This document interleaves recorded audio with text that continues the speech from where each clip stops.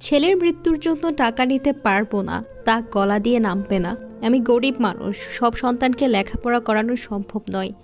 এজন্য আমি তানভীরকে বলেছিলাম পড়াশোনা বাদ দিয়ে ব্যবসা শুরু করতে, কিন্তু ছেলে বলল একটু পড়াশোনা করে দেখি। কিন্তু ছেলের শেষ যাত্রা হয় চট্টগ্রাম নগরীর প্রহরদের হাতে কোটা সংস্কার আন্দোলনকারীদের সঙ্গে পুলিশ, ছাত্রলীগ, যুবলীগের সংঘর্ষে। সেখানে নিহত হন তানভীর।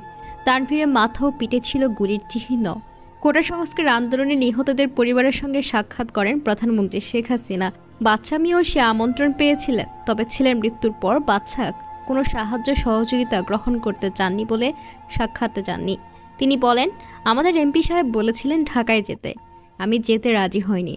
ছেলের মৃত্যুর পর এর জন্য টাকা নিতে পারবো না, এর টাকা আমার গলা দিয়ে নামবে না। কক্সবাজারের মহেশখালী উপজেলার কালা মাছছড়া ইউনিয়নের বাসিন্দা বাচ্চা মিয়া ও সানোয়ারা বেগমের ৩ ছেলের মধ্যে তানভীর আহমেদ ছিল সবার বড়। তানভীর আহমেদের বয়স ছিল ১৯ বছর। তানভীরের বাবা চাষিদের কাছ থেকে পান কিনে চন্দনাশ এলাকায় বিক্রি করেন। ছেলেকেও বলেছিলেন ব্যবসা করতে, কিন্তু তানভীর ইচ্ছে ছিল পড়াশোনা করার।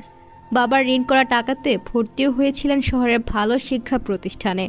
কিন্তু গত ১৮ জুলাই সব স্বপ্নের সমাপ্তি হয় যখন বুলেটের আঘাতে তানভীর আহমেদ পাড়ি জমা না ফেরার দেশে।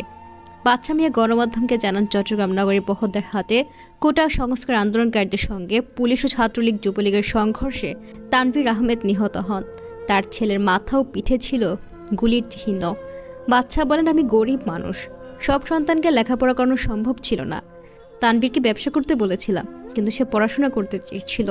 সেজন্য স্থানীয় ক্ষুদ্র ঋণ প্রদানকারী সংস্থা থেকে ৫০,০০০ টাকা ঋণ করে ছেলেকে চট্টগ্রামের সরকারি আশিকানা আউলিয়া ডিগ্রি কলেজ শহরে ভর্তি করার বাচ্চা মিয়া।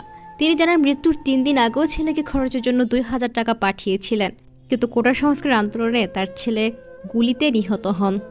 তানভীরের শোকে তার পুরো পরিবার স্তব্ধ। ছেলের মৃত্যুর পর থেকে মা সানোয়ারা বেগম অসুস্থ হয়ে পড়েছেন।